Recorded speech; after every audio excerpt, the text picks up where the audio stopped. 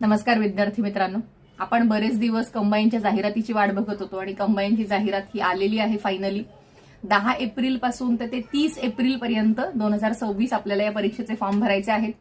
यासाठी टोटल 552 पदं आहेत। या टोटल 552 पदांसाठीची ही जाहिरात आलेली आहे, ज्याच्यामध्ये गेल्या वर्षीप्रमाणेच एएसओच्या खूप कमी जागा आहेत, फक्त 6 जागा आहेत एएसओसाठी। त्यानंतर एसटीआय साठीच्या खूप जास्त जागा आहेत।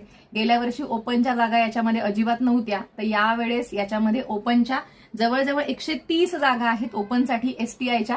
सो जवळजवळ निम्म्या जागा या ओपनसाठी आहेत, जो तिथे सगळेजण कॉम्पीट करू शकतात आणि खूप चांगली संधी आहे तुम्हाला। ही गट ब फक्त पूर्व परीक्षा द्यायची आणि मुख्य परीक्षा द्यायची आणि तुम्हाला गट ब ची पोस्ट आहे, एसटीआयची पोस्ट, जी की खूप चांगली आहे, तर ती तुम्हाला मिळवता येईल। आणि त्यासोबतच पीएसआय पदासाठी टोटल ज्या जागा आहेत तर त्या टोटल 310 जागा आहेत।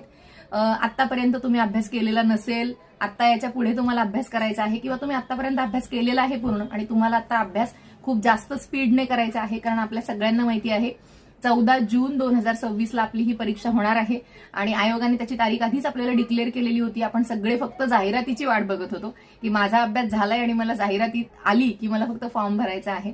सो अशी ज्यांची मानसिकता होती, काही विद्यार्थ्यांचं असं म्हणणं होतं की जेव्हा जाहिरात येईल मी त्याच्यानंतर अभ्यासाला सुरुवात करेन, किंवा मी त्याच्यानंतर बघेन की मला कसा अभ्यास करायचा आहे, किती फास्ट मला अभ्यास करायचा आहे।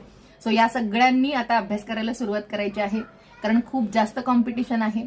तुम्ही आत्तापासून जर अभ्यासाला सुरुवात करत आहात तर डिटेल व्हिडिओ मी आज युट्यूबला घेणार आहे लाईव्ह 7:30 वाजता। सो त्याच्यानंतर तो व्हिडिओ तुम्ही एकदा बघून घ्या की कशा पद्धतीने तुम्हाला हे संपूर्ण जे प्लॅनिंग आहे अभ्यासाचं ते कसं करायचं आहे कम्प्लीट, कारण जाहिरात आलेली आहे। सो परीक्षा होणारच आहे आता आणि तुम्हाला इतक्या दिवसांमध्ये परफेक्ट प्लॅनिंग करायचं आहे। तुम्हाला रीडिंग पण करायची आहे, रिव्हिजन पण करायची आहे, पीवायक्यू पण सॉल्व्ह करायचे आहेत, पेपर पण सॉल्व्ह करायचे आहेत आणि तुमची एक प्रॉपर स्ट्रॅटेजी पण असायला पाहिजे परीक्षेसाठीची। तर या सगळ्याबद्दल आपण आपल्या डिटेल व्हिडिओमध्ये बोलूया। सो तो व्हिडिओ नक्की बघायचा आहे। ठीक आहे, थांबूया आपण इथे।